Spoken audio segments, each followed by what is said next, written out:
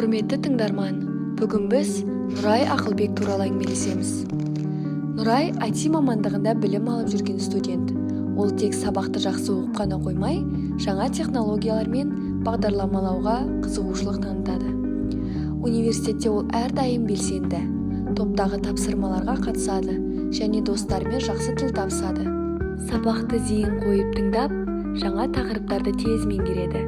Қиын тапсырмаларды шешкенде ойланып әрекет етеді. Мұғалімдер оны жауапкершілігі мол, сабақты жақсы оқитын студент деп бағалайды. Отбасында Нұрай үйдегі өте ерке қыз. Үйде оның үлкен ағасы мен әпкелері бар. Сондықтан ол олардың қасында өсіп, әрдайым бақылап үйренеді. Ол кіші болса да, әрдайым қамқор және мейірімді.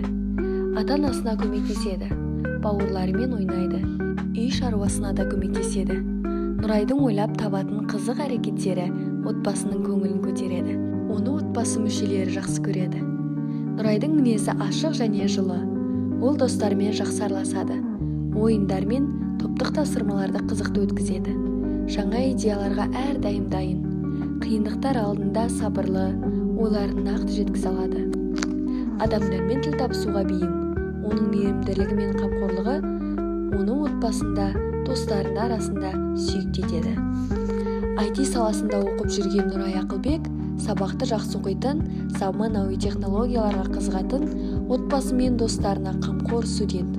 Ол өзінің белсенділігі мен мейірімді мінезімен қоғамға үлгі болатын тұлға.